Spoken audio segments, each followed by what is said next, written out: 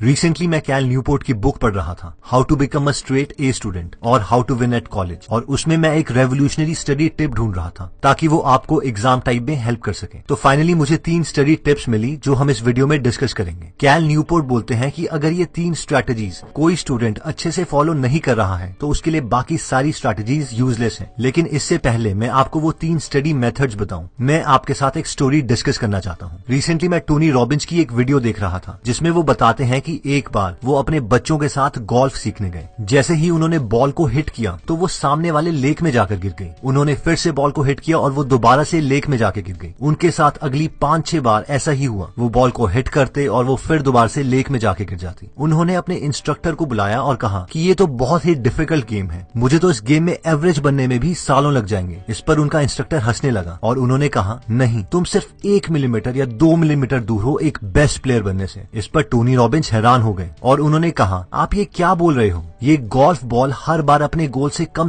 50-60 metre दूर जा रही है और आप कह रहे हो कि मैं सिर्फ 1 या 2 मिलीमीटर दूर हूँ। इस पर उनके इंस्ट्रक्टर ने उन्हें समझाया और कहा, देखो, जब तुम एक्चुअल में बॉल को हिट करते हो तो अगर तुम सिर्फ 1 मिलीमीटर दूसरी डायरेक्शन में हिट करोगे तो वो बॉल लेग के बजाय ग्राउंड में हिट करेगी, और अगर तुम बॉल को 1 और मिलीमीटर दूसरी डायरेक्शन में हिट करोगे तो वो बॉल डायरेक्टली होल में जाएगी और तुम अच्छे प्लेयर बन जाओगे। यानी तुम्हारी प्रेजेंट लेवल और तुम्हारी सक्सेस के बीच में सिर्फ 2 मिलीमीटर का फासला है। इससे टोनी रॉबिन्स बहुत इंप्रेस हो गए और उन्होंने सोचा कि ये कितना अच्छा बिलीफ सिस्टम है, और अगर लोग इस तरीके से सोचें तो बहुत सारे लोग जो अपने गोल में क्विट कर देते हैं वो उससे बच सकते हैं। और ये रियल लाइफ के बाकी केसेस में भी ट्रू है। एक बार टोनी रॉबिन्स अपने फ्रेंड के पास गए हुए थे जो कि एक प्लास्टिक सर्जन थे। वो प्लास्टिक सर्जन अपने काम में इतने अच्छे थे कि लोग उन्हें $1 मिलियन तक पे करते थे अपने फेस की सर्जरी करवाने के लिए, क्योंकि वो किसी भी बदसूरत इंसान को प्लास्टिक सर्जरी से बहुत ही अट्रैक्टिव बना सकते थे। जब टोनी रॉबिन्स अपने फ्रेंड के ऑफिस गए हुए थे तो उनके फ्रेंड अंदर ऑपरेशन थिएटर में सर्जरी कर रहे थे, और इसीलिए टोनी रॉबिन्स रिसेप्शन एरिया में उनके लिए वेट करते हुए वहां पर पड़ी बुक पढ़ने लग गए। वो बुक उस सर्जन ने लिखी थी ताकि वो बाकी सर्जन्स को अपने प्लास्टिक सर्जरी के मेथड्स के बारे में बता सके। उस बुक में टोनी रॉबिन्स ने एक बहुत ही इंटरेस्टिंग फैक्ट पढ़ा कि जो दुनिया की मोस्ट अट्रैक्टिव लेडीज हैं उनके अपर लिप और नोज के बीच का डिफरेंस उनकी आई की मेजरमेंट के बराबर होता है। अगर किसी विमेन के फेस में ये डिफरेंस 1 मिलीमीटर तक का है तो उसका एक एवरेज फेस होगा, और अगर ये डिफरेंस 2 मिलीमीटर या उससे ज्यादा है तो वो लेडी दुनिया की नजरों में बहुत ही अनअट्रैक्टिव होगी। यानी एक बहुत ही अट्रैक्टिव लेडी और बहुत अनअट्रैक्टिव लेडी के बीच में सिर्फ 2 मिलीमीटर का डिफरेंस है, और ये प्लास्टिक सर्जन सिर्फ यही 1-2 मिलीमीटर के चेंजेस फेस में करता था और किसी को भी बहुत अट्रैक्टिव बना देता था, और इसीलिए वो अपने प्रोफेशन में बेस्ट था। अब सवाल ये आता है कि हमने ये स्टोरीज डिस्कस क्यों की? इन स्टोरीज को डिस्कस करने का पॉइंट ये है कि मोस्ट प्रोबेबली हमने स्टडीज की यूट्यूब में इतनी वीडियोस देखी हैं सिर्फ इस उम्मीद में कि हमें कोई एक रेवोल्यूशनरी मेथड मिल जाए जिससे हम हमेशा मोटिवेटेड रहें, या हर चीज आसानी से समझ जाए, या इवन इस एक्सपेक्टेशन में कि सारा सिलेबस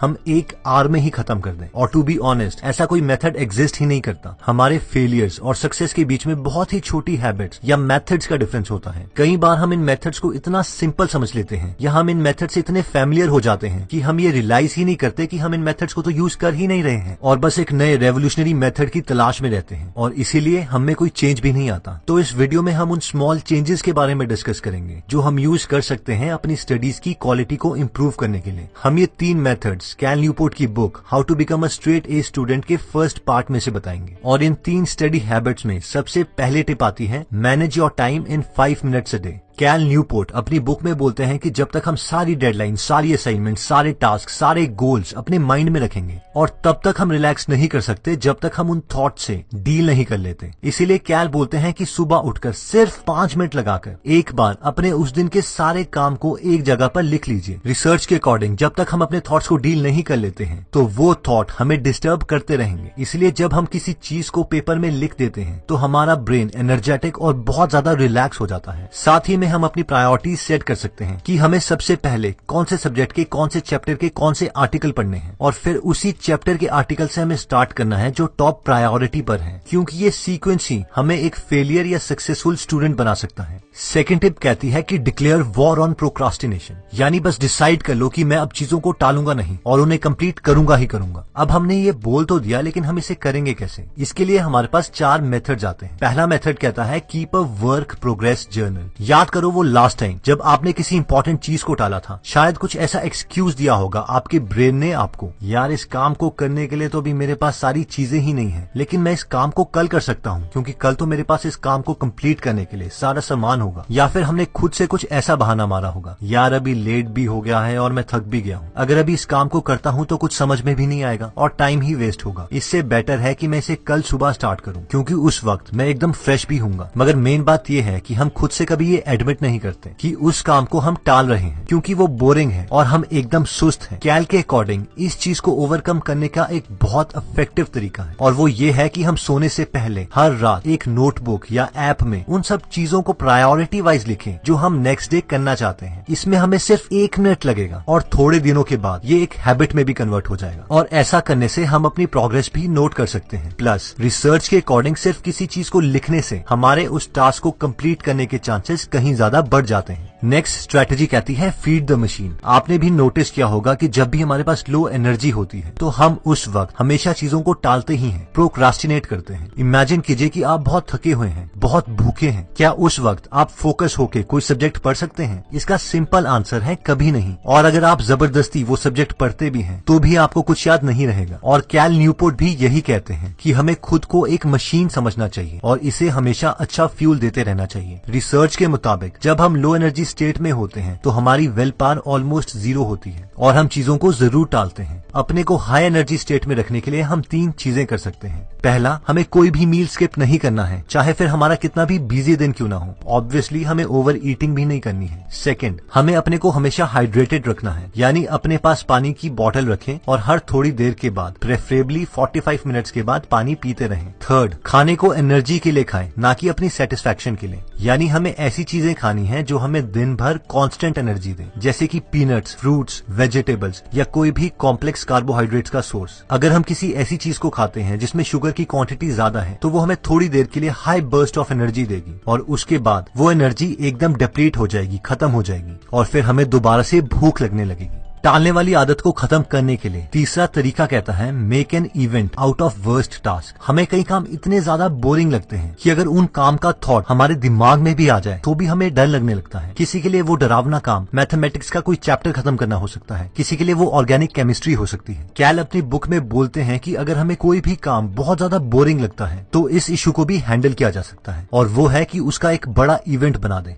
इवेंट बना दे? जी हाँ, मान लीजिए कि आपको कोई सब्जेक्ट पढ़ना पसंद नहीं है तो उसे पढ़ने के लिए हम कोई लाइब्रेरी ढूंढ सकते हैं जो हमारे घर से बहुत ज्यादा दूर है, या फिर कोई रेस्टोरेंट या इवन की कोई बुक स्टोर, ताकि अगर हम वहाँ पर एक बार पहुँच जाएं तो हम अपने घर में वापस जल्दी ना पहुँच सके। कैल बोलते हैं कि जब हम ऐसी जगह पर जाते हैं जो नई है और एकदम आइसोलेटेड है और साथ में हमारे घर से बहुत दूर है, तो ऐसी जगह पर हमारे पास उस सब्जेक्ट को पढ़ने के अलावा और कोई ऑप्शन ही नहीं रहता। और एक बार जब हम उस बोरिंग सब्जेक्ट को स्टार्ट कर देते हैं तो एक मोमेंटम बन जाता है जिससे उस सब्जेक्ट की वजह से हमारा सारा डर खत्म हो जाता है। नेक्स्ट टिप कहती है कि चूज योर हार्ड डेज। कैल बोलते हैं कि स्टूडेंट लाइफ में ऐसे दिन आते ही हैं जब हमारे पास बिल्कुल भी फ्री टाइम नहीं होता। हमें कुछ ऐसे काम भी करने पड़ते हैं जो हमें बोरिंग लगते हैं और जिन्हें हम बिल्कुल भी नहीं करना चाहते। और ऐसे केसेस में हमारे पास 2 ऑप्शंस हैं। पहला तो ये कि हम चीजों को टालते रहें जब तक कि एक्सट्रीम कंडीशन ना आ जाए और हमें ऐसे दिन जबरदस्ती गुजारने पड़े। दूसरा ऑप्शन है कि हम पहले से ही चूज कर लें कि हम इतनी मेहनत कौन से दिन करना चाहते हैं। मान लीजिए हम सैटरडे सिलेक्ट करते हैं तो हर सैटरडे हम अपने सेलफोन्स ऑफ करके पूरा दिन सिर्फ काम ही करेंगे। उस दिन हम अपने किसी भी फ्रेंड के साथ कोई कम्युनिकेशन नहीं करेंगे। तीसरी स्टडी स्ट्रैटेजी हमारे 3 मोस्ट इंपॉर्टेंट सवालों का जवाब देती है कि हम कब पढ़ें, कहाँ पढ़ें और कितनी देर तक पढ़ें। तो सबसे पहले आता है कब पढ़ें। कैल के अकॉर्डिंग सबसे बेस्ट टाइम पढ़ने का सुबह है, क्योंकि उस वक्त हम सो के उठते हैं और एकदम फ्रेश होते हैं और उस वक्त हमें कोई डिस्टर्ब भी नहीं करता। तो हमें अपना मेजॉरिटी काम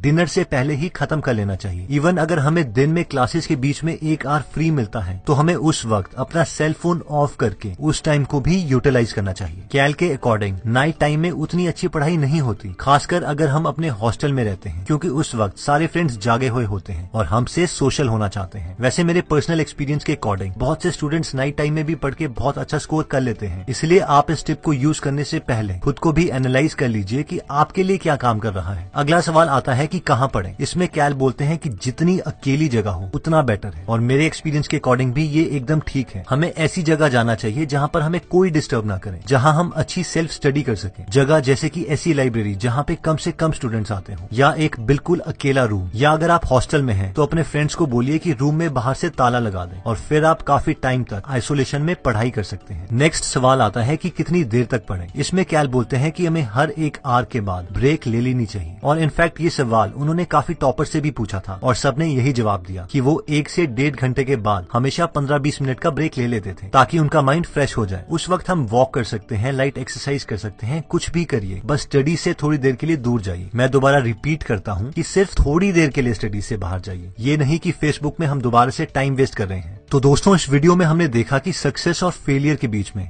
बहुत ज्यादा डिफरेंस नहीं होता, बस 4 या 5 छोटी हैबिट्स हैं जो हमें फेलियर या सक्सेसफुल बनाती हैं। अपनी स्टडी परफॉर्मेंस को हमने इम्प्रूव करने के लिए 3 टिप्स देखे, जिसमें सबसे पहले आता है manage your time in 5 minutes a day, यानी सुबह सिर्फ 5 मिनट लगाकर अपने सारे टास्क एक जगह पर लिख लीजिए और उन्हें प्रायोरिटी वाइज सेट कर लीजिए कि सबसे पहले कौन से सब्जेक्ट का कौन सा आर्टिकल पढ़ना है। ये सीक्वेंस बहुत ज्यादा मैटर करता है, इसीलिए हमें टास्क प्रायोरिटी वाइज ही कंप्लीट करने हैं। नेक्स्ट था कि हम डिसाइड करें कि हम अब प्रोक्रास्टिनेट नहीं करेंगे। इसके लिए हमने 4 मेथड्स देखे। पहला था कि कोई भी मील स्किप नहीं करना है। अगर हमारे पास कम एनर्जी है तो हम जल्दी क्विट कर देंगे। सेकंड था कि अगर कोई बहुत ही बोरिंग काम है तो उसे कंप्लीट करने के लिए नई जगह पर दूर चले जाएं, और एक बार आपने वो काम स्टार्ट कर दिया तो उससे रिलेटेड सारे डर वाले इमोशंस खत्म हो जाएंगे। थर्ड था कि चूज योर हार्ड डेज, यानी हमारी स्टूडेंट लाइफ में मुश्किल दिन आने ही आने हैं जब हमारे पास बिल्कुल भी फ्री टाइम नहीं होगा, और इससे पहले कि हमें वो समय जबरदस्ती गुजारना पड़े, हम डिसाइड कर सकते हैं कि हम कौन से दिन बहुत ज्यादा हार्ड वर्क करेंगे, और उस दिन हमें अपने फ्रेंड्स के साथ कोई कम्युनिकेशन नहीं रखनी है। और फोर्थ था कि कीप अ वर्क जर्नल, यानी सिर्फ 1 मिनट लगा के रात को डिसाइड कर लीजिए कि आप अगले दिन क्या करना चाहते हैं, और अपनी प्रोग्रेस हमेशा ट्रैक कीजिए। फाइनली हमने देखा था कि कब पढ़ें, कहाँ पढ़ें और कितनी देर तक पढ़ें। तो इसका आंसर है कि हम डिनर से पहले अपने दिन का मैक्सिमम टास्क खत्म करने की कोशिश करें। सेकंड, यानी सबसे आइसोलेटेड या बिल्कुल अलग जगह में पढ़ें जहां पर हमें कोई डिस्टर्ब न करे। और फाइनली था कि हर 1 से 1.5 घंटे के बाद 15 या 20 मिनट का ब्रेक ले लीजिए। दोस्तों, इस बुक में और भी काफी इंटरेस्टिंग टिप्स दिए गए हैं। अगर आप ये पूरी बुक पढ़ना चाहते हैं तो डिस्क्रिप्शन में दिए हुए लिंक पे जाके आप ये बुक खरीद सकते हैं। आप 2 फुल बुक्स को भी फ्री में सुन सकते हैं, जिसके लिए मैंने लिंक डिस्क्रिप्शन में दे दिया है। दोस्तों, अगर आप फ्री में हिंदी ऑडियो बुक समरी सुनना चाहते हैं तो डिस्क्रिप्शन में दिए हुए लिंक पे जाके आप हमारी गीगल ऐप डाउनलोड कर सकते हैं। वहाँ पे आप फेमस बुक सुन सकते हैं,